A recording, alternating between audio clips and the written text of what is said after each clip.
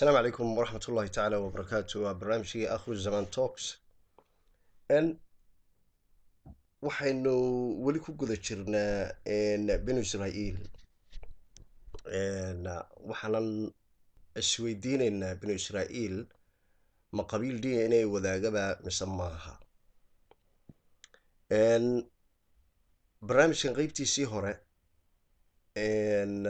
waxaynu ku joojinay innaga oonan weli gaadhin qisadii nebi haaruun ee aynu nidhi waxay u tahay maftaax fahanka binu Israa'iil waxa maftaax u ah qisada nebi haaruun calayhi salaatu wasalaam.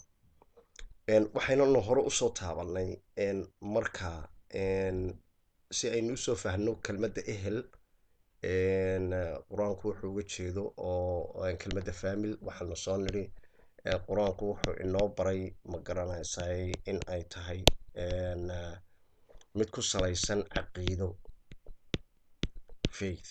hadda soo maad fahmin mid dhiig ku salaysan maaha oo blood ma aha. qofka haddaad isku dhiig tihiin oo aydaan isku caqiidahayn in the eye of the Quran, marka indhaha qur-aanka lagu eego iyo indhaha ilaahay isku ehel ma tihiin. laakiin qofka markaad isku caqiida tihiin isku ehel baa tihiin marka aynu ku eegno according to Quran, indhaha qur-aanka markaan ku eegno kala dhiig duwanaada ama isku dhiig noqda waxa qeexaya oo furo u ah qofka inaad isku caqiida tihiin baa kow ah. intaa waynu soo darasnay qisadii nebi nuux baynu kusoo baranay. waxaa kaloo soo baranay ahayd in inamo saddexa oo laga soo tafiirmay ayna jirin haba yaraatee oo arrimahaasi samays yihiin. sababtay samayska u yihiinna ay tahay markalaan ku celinaynaa waxa weeye mar kasta oo ilaahay qisooyinka ambiyada inooga sheekeynaya wuxuu inagu leeyahay waxaanu kaaga sheekeynaynaa qeyb. okay, qeyb aydaan hore u ogeyn. haddii qur-aanku markaa ku leeyahay nebi maxamed mar kastaba nebi maxamedow qiso qeyb aanad hore u ogeyn baan kuu sheegaynaa, haddii aynu ka soo qaadno qur-aankii oo aynu ku qasabno qisooyinkii hore u jiray uunbuu ku soo celcelinayaayo sidii uu inoogu sheegayey qisooyinka yuhuudda u qornaayeen uunbuu qur-aankuna u sheegaya wax haddaynu nidhaahno meenan qur-aankii baynu ka hor imanaynaa ma arkaysaa. midda kale dee qur-aanku inuu qeyb baan ma garanaysaa in nebi maxamedow kuu sheegayaa lagu yidhaahdo muhiim ma noqonaysaba haddii lagu soo celinayo uun wixii horeba dadku already sii ogaayeen. ma garanaysaa kitaabyada yuhuudda ee bugta ee imika qoran kama hadlayno kuwa saxdaa, kuwii saxdii meeshii jiraan iyo cidda haysa nobody knows at this time. kitaabyadan hadda qoran ee beenta ah ee kiristaanka iyo yuhuuddu haystaan qisooyinka ku qoran laguma soo celin. markasta qur-aanku wuxuu caddaynayaa waxyaalaha bugta ee beenta ay qorteen ee kitaabyada ku jira ee qeybka ah ayna cidna ogeyn buu ilaahay ina tusaya ayuu qur-aankiisa ku sharaxayaa. okay, marka waa muhiim oo waa keyword in aad fahanto in qur-aanku uu rabo inuu kuu sheego markasta qiso cusub la soco. marka qisadii nebi haaruun baynu dul tegaynaa aynu wadaynaa si aynu ogaano binu Israa'iil ma garanaysay waxay ka dhigan tahay.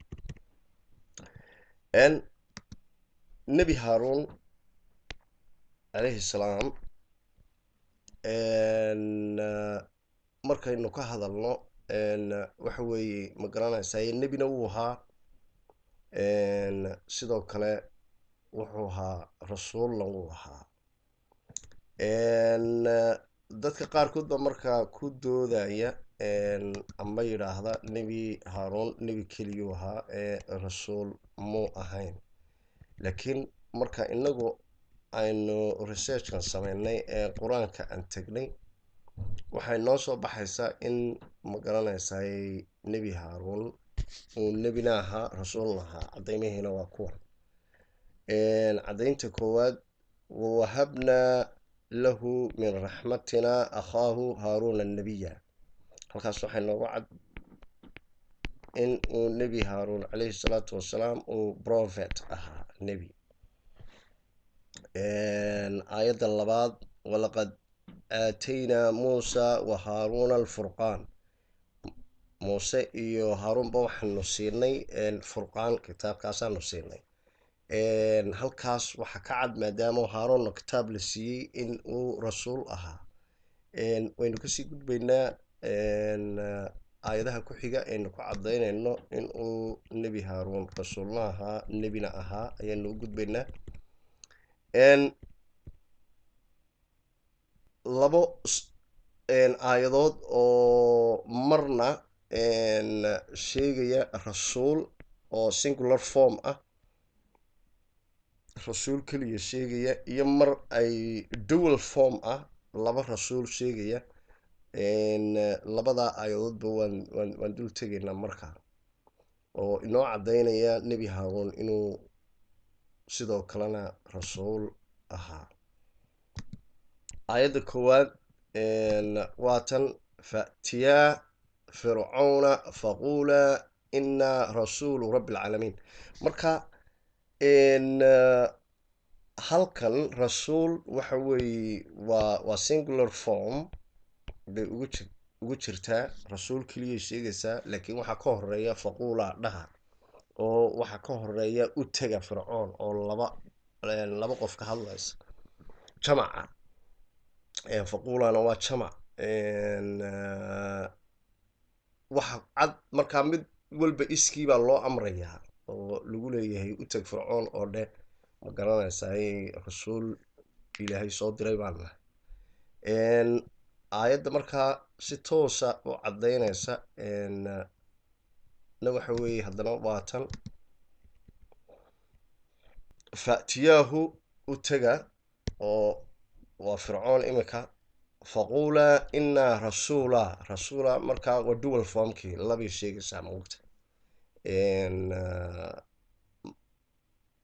rusushii ilaahay baan nahay ku dhaha fircoon. nebi muuse iyo nebi haaruun baa la jeedaa, oo labadooduba halkaa rasuul bay ahaayeen. farsil macanaa bani israa'iil waa key wordka markaa aynu daba soconayna. waa kan, waa marka ugu horeysa ay qur-aanka kusoo arooreyso. waa markan iyo marka nebi muuse lagu leeyahay u teg fircoon oo ku dhe, ma garanaysaa reer bani israa'iil annagana soo raaci. iminka sidaa waxaan fahanay nebi haaruun inuu nebina ahaa, okay, rasuulna ahaa. nebi haaruun nebina wuu ahaa, okay, rasuulna wuu ahaa, okay. intaas waan fahanay. markaan intaa fahanay, su-aal bal haddaba isweydiinaynaa. su-aashaan isweydiinaynaa waxay tahay, maadaama iminka aynu heshiisku nahay oo aynu isla garanay in uu ma garanaysaa nebi haaruun uu nebina ahaa rasuulna ahaa, maadaama markaa nebi haaruun uu amray in uu qaado amarka ilaahay, fircoonna u tago, amarkii loo dhiibayna uu ku yidhaahdo, waxaan isweydiinaynaa markaa waay haddana qur-aanka ugu jirin nebi haaruun oo toos ula hadlaya fircoon.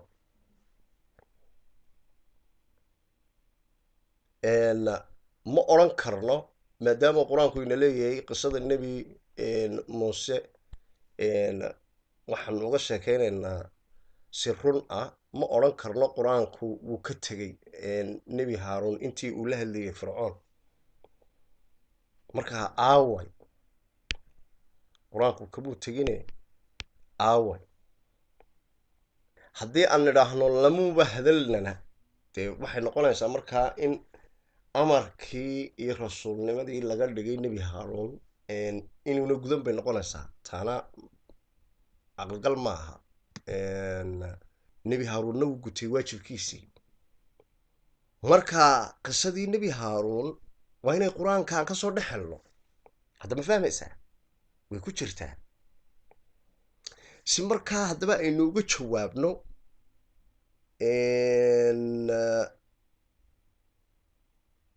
waxa aynu baaraynaa qur-aankii, ila waa inaan soo helno, ma garanaysaa qisadii nebi haaruun. waxaa markaa aynu tegaynaa suuratulkaafir waxaa kaa soo horbaxaysa markaa qisadan oo qiso fari cajiib ah. ninkii iimaanka lahaa ee ka mid ahaa qoomka fircoon ama qabiilka fircoon ahaa ee qarinayay ma garanaysaay iimaankiisa. ninkan baan markaa isweydiinaynaa waay uu u qariyay iimaankiisii, waay qisada ninkaa oo fircoon ninkaasi u dili waayey hadduu nin ma garanaysaay aan awood lahayn hadduu ahaa, maxaa loo dili waayey markiiba? fircoon muxuu dili waayey? waay ninkaasi uu fircoon toos ugula hadlayaa oo nin ma garanaysaay nebi muuse rumaystay oo aan macno badan samaynayn haddana fircoon la hadlaya macshar dhexdeed? dee caqligal maaha. fircoon markaa yar buu la dili lahaa, waa la qaban lahaa. laakiin ninkani toos buu ula hadlayaa fircoon. toos uun maahina wuxuu toos ula hadlayaa xitaa dadka.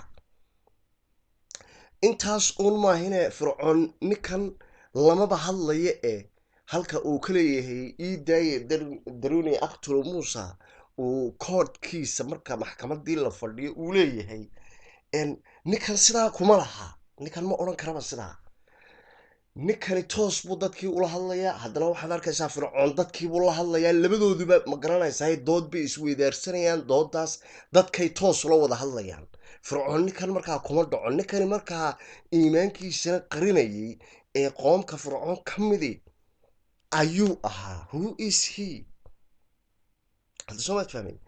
intaas uun maaha, waxaa kuu soo baxaysa ninkan wuxuu dadka uga digayaa cadaab soo socota. hadda soo maad garan oo ma garanaysaa maalintaa ay dabada soo jeedin doonaan, ay baxsan doonaan oo ina ma garanaysaa badbaadin doonintaasi.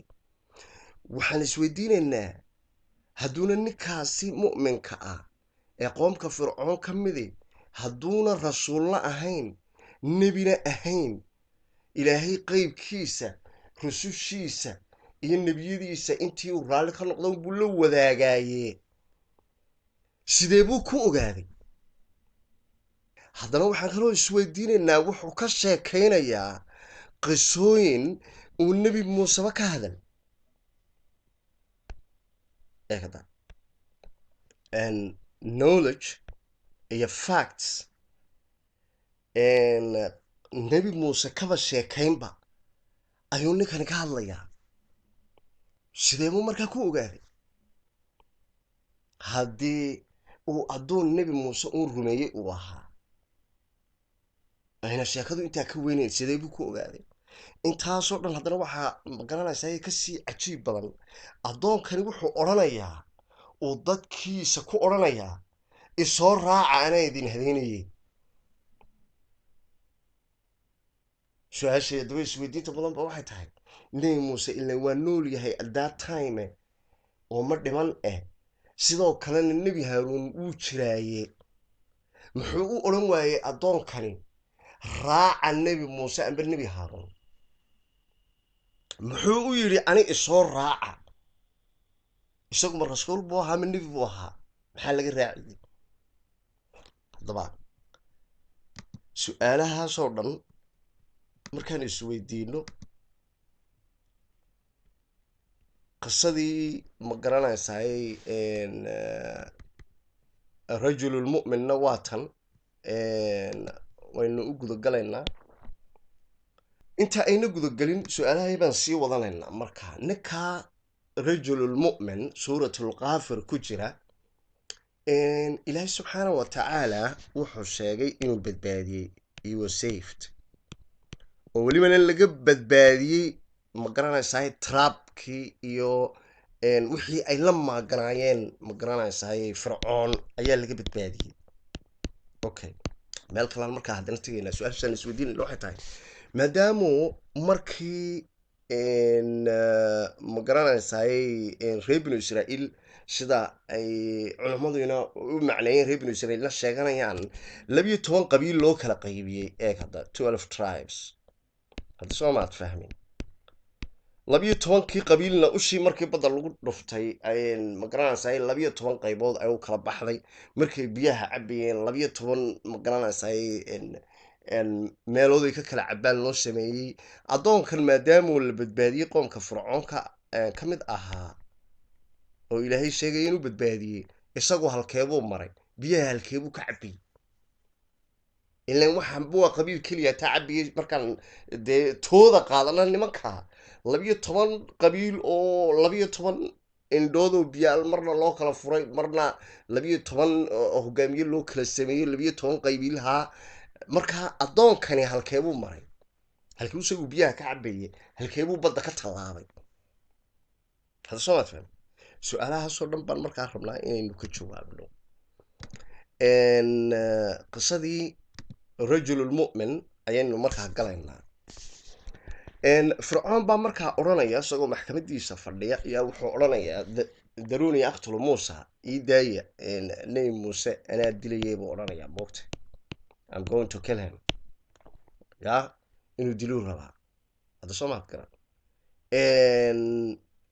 ninkan baa hadlaya markaa rajululmu'min baa hadlaya وقال رجل مؤمن من آل فرعون أو قبيل فرعون كم ذا يكتم إيمانه أو إيمانك سقرنا يا وحورنا يا أتقتلون رجلا من نبى وحى كد ليسان أن يقول ربي الله إنه يلاحظ ربي جاي مكرنا سوى والله ما أنت أسد كد ليسان وقد جاءكم يسقوا لمن إذن كان عضيم من ربكم ودنا إلهي إذن ككاني وإن يكن كاذبا فعليه كذبه هدو بان شاقينا ساقا دبي لكن هدو رون شاقينا بوري وحا إذن شاقينا وإذن كدعي أما إن كمدا إذن كدعيس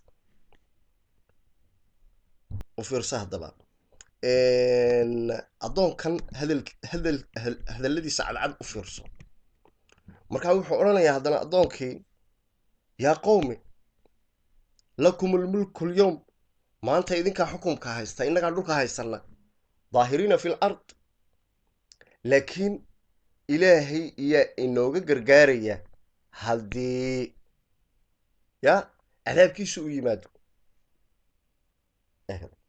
نكي مركو انتاسيري فرعون نكن ديلا قبطة مؤرن كمرد عنبا وحكو عاد هدنا هالكا نكن نلوذوها عيار مو هاي هكذا صومات كلام إن فرعون وحو أرانا يا أون قال فرعون وحو أرانا يا ما أريكم ضد كيجيو إذن ما تصيو إلا ما أرى أنا كريه ديسان وحو أركم إذن كل شيء يا وما أهديكم دي إن إذن كمنا هديني إلا سبيل الرشاد إلا وضد الصح العام بان إذن كهلولين يا أنا قلت ده إنترس كلا كمله موسى أنديلو يا iyo ma garanaysaa waxa booranaya inaan anu de sidaan wax u arkay idin sheegoon idin hadeeyo idin badbaadiyaan doonaya hadda waxa saala waa fircoon ba waxaan badbaadinaya leh hadda Soomaad karan ya saas uu hadlaya fircoon marnaba eeg hadda meeshan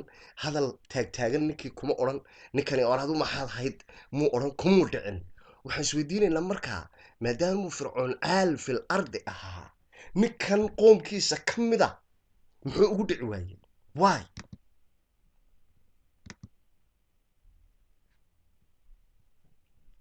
ويسعتها قصده وقال الذي آمن نكي إلهي رميي با مركا أورانيا يا قوم كيو وحان إذن كبقيا عذاب لمدا يوم الأحساب أكتا أو وحو أورانيا وحان كبقيا إن تي قوم النوح كد علي إيه قوم السمود كد علي إيه قوم عاد كد علي iyo kuwii ka dambeeyayba hada soomaad kale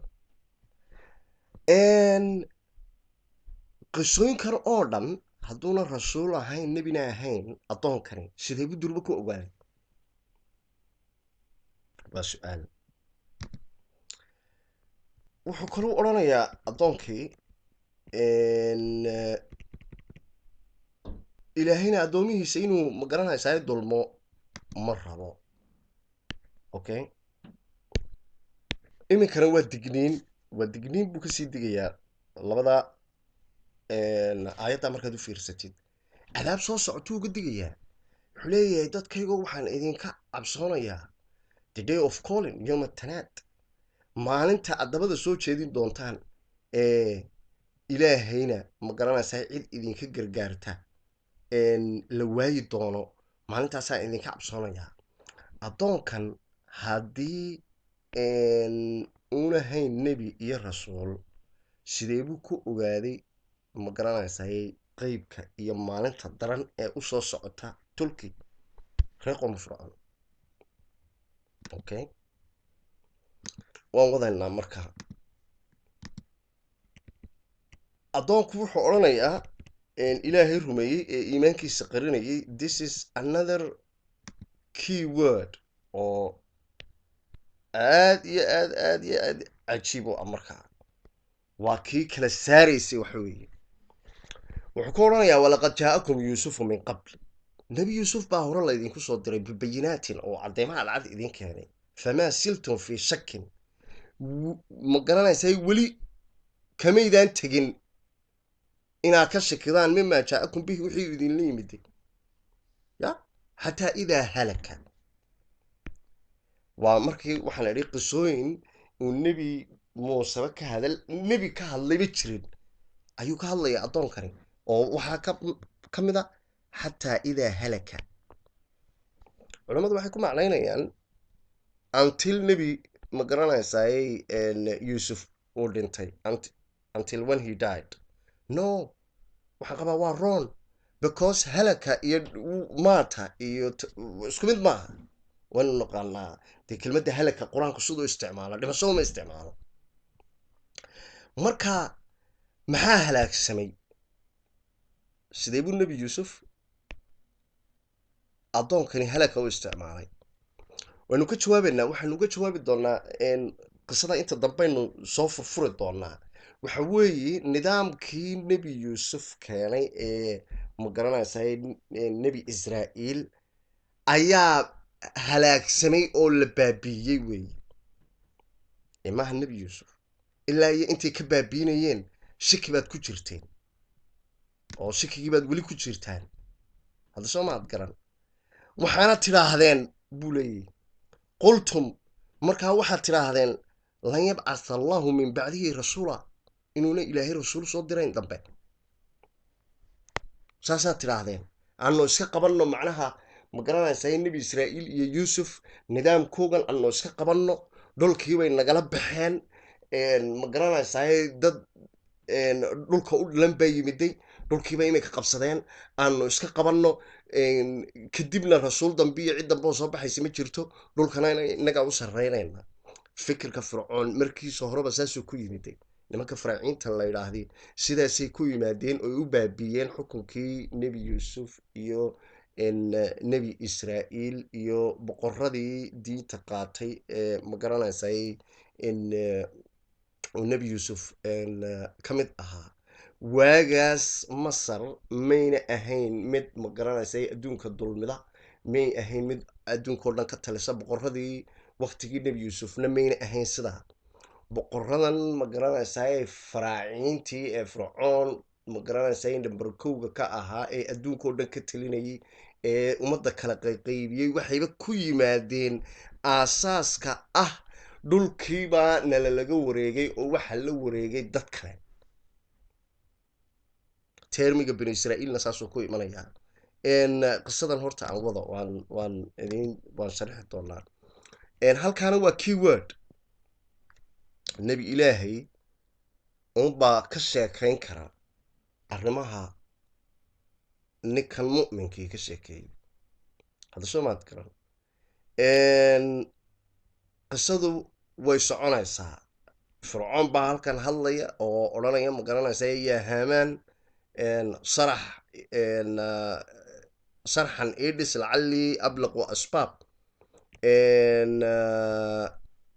hadda soo maad garan nebi muuse inuu ma garanaysaay dee ilaahiisaabaan soo eegayaabuu odhanayaa ma ogtahay waxaanan u malaynayaaba inuu been sheegayo weli ma soo hadal qaadin fircoon addoonkii ma garanaysaay mu'minkii hadda soo maad garan u fiirso this is haddaba xabadda haddana lagu sii kala baxayo waa kan addoonkii mu'minkiiba wuxuu odhanayaa waqaala aladii aamana kii markaa ilaahay rumeeyey baa wuxuu odhanayaa yaa qowmi qoomkayow ittabicuunii ahdiikum sabiila rashaad anaa waddada saxdaa idinku hadaynaya anii soo raaca buu odhanaya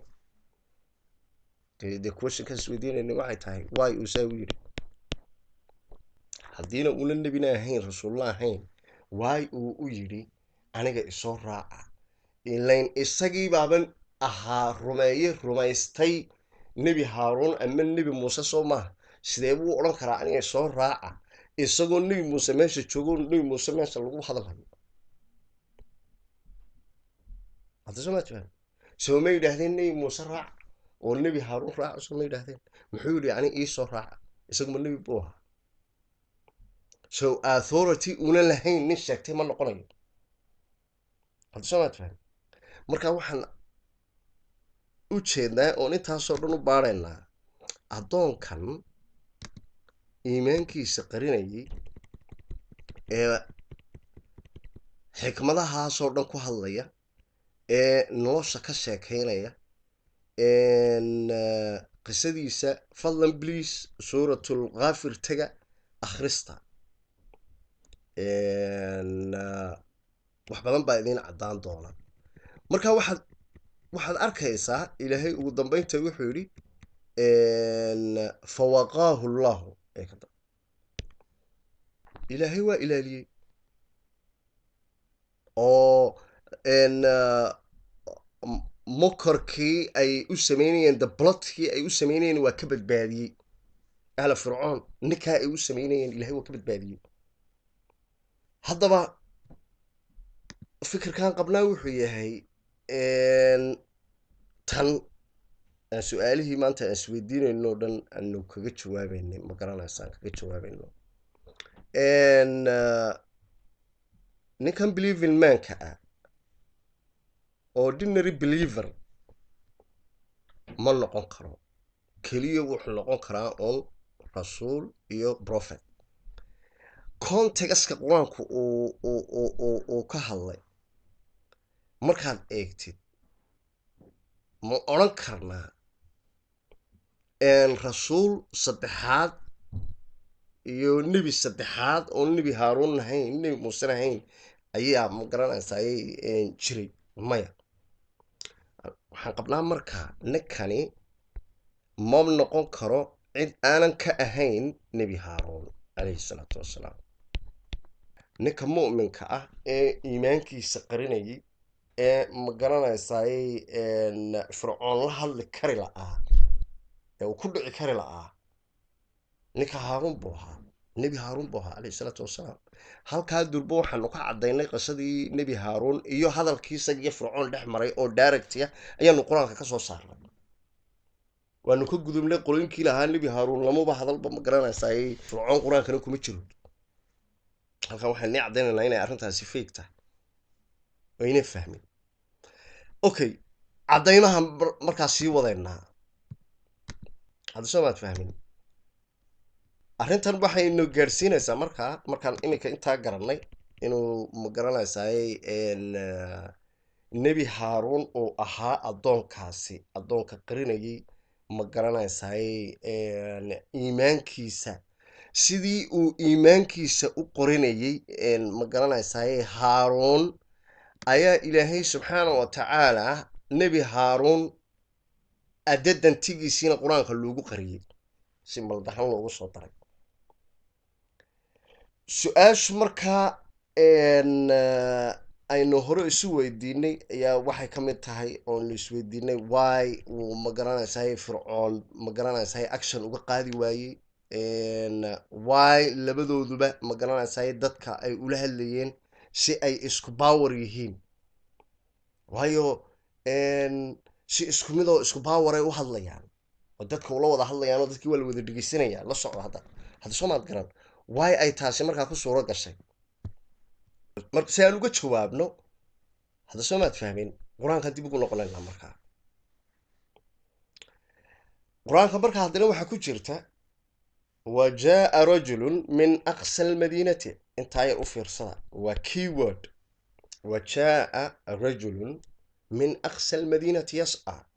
نبا أقصى المدينة كي مدي أو الصعدة. قال يا موسى، مركز يقول يا موسى وني موسى، إن الملأ ملأ وإليت. إليت waxaa loo yaqaanaa waa lacaglayda, waa inta talisa, waa inta askarta haysata, waa inta magaranaysa bacmasterka, waa inta sheekhda sheegata, dadka u talisa markaa theology wixii markaa jira. waa madaxweynihii fircoon, waa groupka, waa court mala iliidkii koodkii fircoon. haye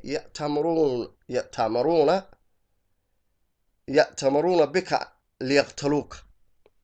waxay magaranaysaay ku hadlayaan oo ka sheekaysanayaan oo magaranaysaay ay go-aan ku gaadheen in ay ku dilaan. ninkaa magaalada aqsal madiina ka yimiday baa nebi muuse ku leh fakhruj, ka bax markaa magaalada, inii laka min annaasixiin, anigu magaranaysaay waxaan ka mid ahay kuwa dee kuu nasteexaynayaan ka mid ahay. hawshan kaan isweydiinayni waxa weeye sidee buu uga mid noqday how. su-aasha kale isweydiinaynaa waxay tahay sirtan ilayn fircoon oo iyo iliidkiisii oo ka shiraya inay nebi muuse dilaan, rajulkan magaalada aqsal madiina ka yimid ay sidee buu kusoo helay?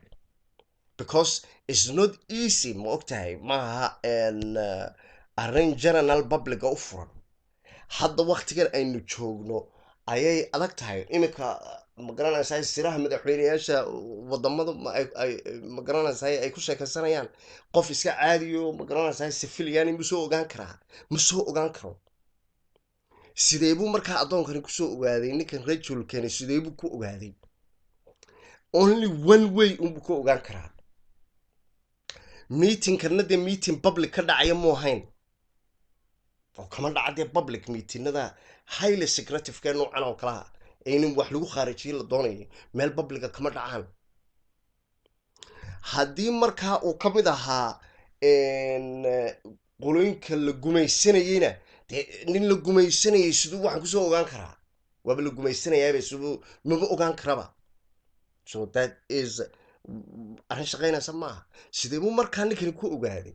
the only way uu ku ogaan karay waxa weeye rajulkani in uu mala-an ka mid yahay koodka, isaga laftarkiisa ka mid a. barata ma fahamtay? that is the only way. maadaama anu niri rajul mu'min awood aan ku tohonnay, iimaankiisana uu qarinayay, nebi haaruun buu ahaana calayhi salaatu wasalaam aan soo garannay. waxaan kaloo sidoo kale aan leenahay iminkana rajulkan aqsal madiinati ka yimiday ee mala-a fircoon ka midi waa isla nebi haaruun calayhi salaatu wasalaam. halkaan waa isku kaa xidheen ma ark nebi haaruun oo jooga koodka oo nimanka mala-a ee taliya ee magaranaysaay ka mid a ayaa soo ogaaday meeshuu ilayn joogaaye in magaranaysaa loo tashanayo nebi muuse. isagaana uu yimiday oo ku yidhi magaalada iska baxa, in lagu dilaa la doonayaaye. haddii soo maad fahmin. halkan waxaa inooga cad markaa maadaama koodka weyn ee iliidka uu ka mid ahaa nebi haaruun, waa sababta uu fircoon ugu dhici waayey. maadaama koodka uu ku jiray waa sababta keentay in uu iimaankiisa qariyo. innii laka min annaasixiin, kuwa ku nasteexaynayaan ka mid ah. of course walaalkii ka yaraa buu ahaa, muxuuna u hayn? waa sida nebi haaruun buu ahaa. okay, aan ka baxna markaa caddaymo kalean tegaynaa. intaasuun maaha. marka ay intaas uun tahay ilain su-aalaha kale isweydiinayna wax weeye ay tani ka jawaabayso. ilan haddii uuna nebi haaruun ahayn ama nin maqaamka nebi muuse maqaamka nebi haaruun ugu jira nebi muuse hadduun ahayn iminka bal adima laga yaabaa adoo meelaha magaranaysaay wax sameeyey in qof aad garanayn oo maqaam lahayn oo aan magaranaysaay aan lagu kalsoonaan karin oo waxba yahaya inuu kuu yimaado ku idhaahdo warniga waa lagu dilayay orado iska soco magaalada ka bax maad rumaysan lahayn ma rumaysanaysid warkaa noocaasa go-aan ku gaari karto waa inuu ka yimaado qof highly qualified ah oo trustable ah la aamini karo waa inuu warkaasi ka yimaado meel adag waa inuu kasoo baxo oo la aamini karo meesha adag ee uu kasoo bixi karina waa nebi muuse walaalkii waa haaruun koodka iliidka waxaa ka mid ahaa haaruun warka saasu ku hayay markan dambe oo uu difaacayana ninka maxaad magaranaysaa inaad ku dishiin aad doonaysiin waxaad doonaysiin inaad ku dishiin uun keliya hata rabbigay waa ilaahay inuu yidhi oo allah inuu yidhi ee isa soo bandhigay inta horena iimaankiisa qarinayay sababtuu u qarinayayna waa iliidkan buu ka mid ahaa wax maamulaya nebi haaruun intaa maan isla fahnay sidoo kale waxaanu fahmaynaa ma garanaysaay oo inaan aynu fahno tahay markan nebi muuse uu ku odhanayo ma garanaysaay walaalkay ka dhig ma garanaysaay macaygoo igu soo dar isagaa iga aftahansan dee halkaana waa fahmaynaa sababtii uu nebi muuse u dooranayay because walaalkii dee nin leadershipka ku jiro buu ahaa oo la dhegaysan karayo war haddama isla eeg way iswada tegaysaa si fiican ba iskugu xidhxidhmaysaa hadda ma fahmaysaa siduu sidaa u lahaa waxay ahayd nebi haaruun leadershipka fircoon buu ka mid ahaa intaas un maahina qabiilka fircoon buu ahaa qabiilka fircoon buu ka mid ahaa هذا شو ما تفهمين كود كفرعون بو كجري محكمة فرعون قبيل كفرعون بو كسو جيدي هارون نين leadership oo hoggaan oo laga dambeeyo buu ahaa sidaa darteed buuna muuse ma garanaysaa walaalkay igu soo dar uu ilaahay u weydiistay sidaa darteed baa looga aqbalay jacaylka iyo walaalnimada uu u qabo haaruun muuse ma garanaysaay uu u hayay iyo keerinka ayaana keentay waad sababta ma garanaysaay nebi muuse calayhi salaatu wasalaam war odhadoo magaalada ka baxay markuu ku yidhi bilaa hadal isagoon ku soo celin markiiba uu qaatay oo uga baxay waa sababtan haddana nebi muuse markii ma garanaysaay rasuul laga soo dhigay waa sababta uu walaalkiina ilaahayow ma garanaysaa isagaa iga aftahansane igu soo dar uu yidhi in uu nebi haaruun aftahana ahaana qisada suuratulkaafir ku jirta baa inoo sharaxaysa u fiirsa siduu u hadlayo waa aftahan waa nin hadal cadcad hadalladiisu cadcad yihiin siduu u gardhiganaya fiiri waar tolkayow maanta adduunka innagaa hayna yaa cadaabta ma garanaysaa rabbigeen yaa inaga celinaya markay timaado siduu hadalka u dhigayo fiiri nin hadalladiisu cadcad yihiin wey nebi haaruun buu ahaa calayhi salaatu wasalaam ninka nebi muuse u sheegaya ee markaa difaacaya ee magaalada ka baxle waa nebi haaruun ninka koodka fircoon ku jiray waa nebi haaruun ninka qabiilka fircoon ka soo jeedayay waa nebi haaruun su-aasha u weyn ba haddaba markaa waxay imanaysaa maadaamuu haddaba nebi haaruun uu ka soo jeeday qabiilka fircoon kana mid ahaa maxkamadda fircoon muuse calayhi salaatu wasalaam uu israa'iil ka soo jeeday sidee bay walaalo ku noqdeen okay good su-aasha qur-aankii baynu galaynaa markaa oon wadaynaa nebi haaruun aabihii yuu ahaa ma muusa ka weynaa haaruun mise haaruun baa ka weynaa walaashood ma garanaysaa iyadana aan taabanno een,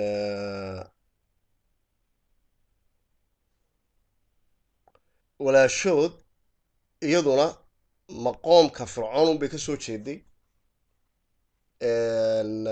ma garanaysaa sida haaruun, mise qoomka israa'iil bay ka soo jeeday sida muuse.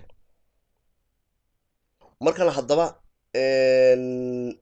intaa isu soo geyno, qur-aanku wuxuu inoo sheegayaa oo inoo soo baxaysa in haaruun uu ka weynaa nebi muuse caleyhi isalaatu wasalaam. waana midda caddaynaysa, ma garanaysaay nebi muuse isagoo naayiifa in first tripkii u horreeyey ee magaalada uu tago isagoo keligiiya ma ogta. haaruun isagu qeybta leadershipku ku jiray, waa kan amraya nebi muuse calayhi salaam in uu ka baxo magaalada, taasoo xaqiijinaysa inuu ka weynaa. hadda soo maad fahmin. maadaama markaa nebi haaruun ka weynaa nebi muuse, nebi muuse walaashiina way ka weyneyd nebi muuse. intaasna haddana qur-aanka inoo caddaynaya. oo nebi muuse marka uu dhasho ee webiga lagu tuurayo, waata nebi muuse hooyadii ku odhanaysa walaashii daba soco. soo maad fahmin. this is a key. markaa qisadaasaynu furfuraynaa. waxay noo soo baxaysa haddaba halkaa nebi muuse walaashii iyo nebi haaruun labaduba inay ka soo jeedeen, ma garanaysaay qabiilka fircoon. hadda soo maad fahmin. taas baa welibana sii sharaxaysa sababta taladii ay soo jeedisay nebi muuse walaashii fircoon faamilkiisu uga qaateen. marka tusaale iminka aan ka soo qaadno, haddii aynanu idhaahna iminka ilmo yar baan dhashay, okay, ilmahan yar ee dhashay bebigan yar, okay, qaad bal trump gurigiisa oradoo gee albaabkiisa soo hordhig. may dhici karaysaa? adoo qof caadiya ma dhici karaysa. iska daa trump any madaxweyne kuwa adduunka ugu liita, kuwan soomaalida gobolada iyo ma garanaysaay isteedyada maamula ayaanad ilmo yar oo iminka dhashay intaad qaada albaabkooga soo hordhigi karayn. ma soo hordhigi karaysid. haddaad xitaa soo hordhigtana markay albaabkii iska furanay ilmihii qaadaan, intaad iska soo gasho oon gurigii aanad odhan karin haa oo ilmahan yar baad hesheen, haa oo dad ma garanaysaa idiin naasunuujiya ayaan idinku geynayaa oo reer halkaasaa jira, oo markaad sidaad tidhaahdid iyaguna iska kaa rumaysanayaan uun haye wallaahi waad fiican tahay, talaad keentay fiican. no. markan ay isla kulmayaan ay fircoon iyo xaaskiisa muuse walaashii la hadlayso, waxay kuu caddaynaysaa ilaa fircoon gabadh reer binu israa'iil oo la gumaystay guriga fircoon iskama soo gali karta uun. kow, taladeeda la yskama qaadan karo uun. laba, fircoon toosuun ulama hadli karto. haye maxaa markaa meesha ku cad? waxaanu markaa halkan ku caddaynaynaa sababta taladeeda loo qaatay ee bilaa hadal loo qaatay ee ilmihii loogu wareejiyey ka mid may ahayn kuwa la gumaysanayo, bal waxay agsas u lahayd baalaska fircoon ku nool yahay, guriga madaxtooyada ayay agsas u lahayd ay ku dhex noolayd. haddii kale waaba la dili lahaa dee isqaabka fircoon ay ula hadlayso, haddii qof aan waxbaba hayn tahay. hadda soo maad fahmin. talana lagama qaateen. bal hadda intaas ma isla fahnay. this is waa qiso khatara moogtahay, very interesting runtii. marka halkaa markaa waxaan ku caddaynaynaa hada conclusion. nebi haaruun walaashii, hooyadii iyo haaruun intooduba waxay ku noolaayeen qasriga, ma garanaysaay fircoon bay ku noolaayeen. hadda soo maad fahmi. princess ayay ahayd nebi haaruun walaashii. haaruun prince buu ahaa oo nin leadershipka ku jira buu ahaa. sidoo kale hooyadood well respected bay ahayd. hadda soo maad garan. arrangement kan markaa ay sameeyeen in muuse ma garanaysaa calayhi salaatu wasalaam uu fircoon faamilkiisu koriyo iyagana haddana loo soo celiyo fircoonan ka warhayn in muuse iyo ma garanaysaa ay haaruun ay walaalo saxa yihiin oonan fahmin ilaa goor dambe mooyaane aanan fahmin hadda soo maad fahmin eeg hadda fircoon ma fahmin waadan way fahmeen fircoon iyo qoomkiisu inay muuse iyo haaruun walaalo yihiin laakiin inay walaalo yihiin may moodayn marka pointka meesha yaallaa waxay weeye nebi haaruun walaashii already ma garanaysaay princess la ixtiraamo la yaqaano baalaska ku nool fircoon bay ka mid ahayd sidoo kale hooyadii sidoo kale nebi haaruun leadershipkana haaruun markaasaasuu ugu jiray marka intaasoo maahine waxa markaa aan odhanaynaa xaaska fircoon laftarkeeda oo xaas ma garanaysaa ilaahay taqaanaya ayaa waxay ahayd nebi haaruun walaashi labada gabdhood ee markaa isla hadlaya markan fircoon ay la hadlayso nebi muuse walaashi ay ku leedahay anuu ma idiin geeyaa dad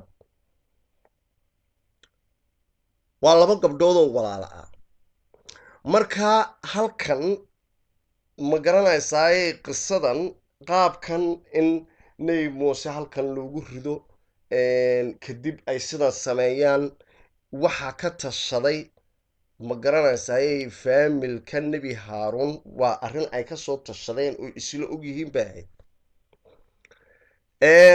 intaa waxa markaa aan uga baxayaa nebi haaruun iyo labada gabdhood ee la dhashay ee midna fircoon qabo waxaan halkan nooga soo baxaysa markaa inay isku aabbahaayeen laakiin muuse aabihii in uu ka duwanaa probably nin ilaahay rumaysan oo ma garanaysaay qolooyinka la gumaysanayo ee diintooda lagu ogyahayna ayay ka mid ahaabaasoo ayaa muuqata sidaa darteed loo qariyey ma garanaysaay in uu nebi muuse aabihii loo qariyey because fircoon baa looga cabsoonayey in uu hadduu ogaado markaa dilo therefore halkaa waxaanu ku soo guraanadeynaa oon ogaanaynaa muuse iyo nebi haaruun in ay ahaayeen walaalo dhinaca hooyo iyaga oo markaa laba qabiil kala ah hooyo keligii wada dhashay arrinta iminka maskuulka wada xidhxidhmaysaa adsomaad fahmin nebi muuse uu og yahay in walaalkii oo qabiilka fircoon ah ka tirsan oo ma garanaysaa nin leadershipka ku jira afkooda garanaya sidooda u hadla la ixtiraamayo awood leh iyaga soo koriyey in dee ay caawinayso in walaalkii ma garanaysaa ilaahay kusoo daro isagana rasuul uu ka dhigo waana sababta keentay marka koowaad in uuna soo bandhigin ma garanaysaa diintiisa nebi haaruun uu qarinayay because koodkan buu ka mid ahaa wuxuuna hoostu ka taageerayay muuse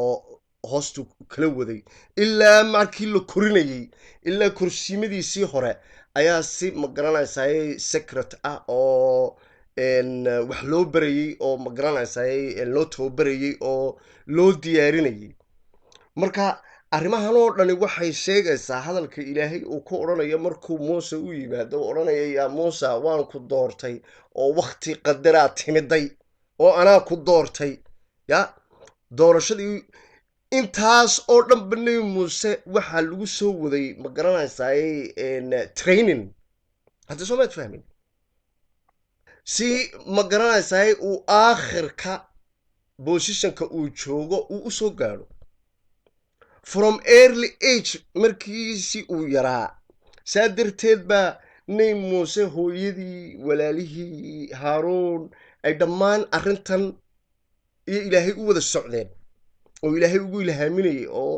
ma garanaysaay ilaahay qur-aankay nagu leeyay waxaan ma garanaysaay nebi muuse hooyadii ku nidhi dhoon hawalwelin oonu ku soo celinaynaa bolodkan ilaahay saasuu u dhigay blankan very very very extraordinary ma garanaysaay okay waxaan markaa haddana sii tegaynaa oo aynu galaynaa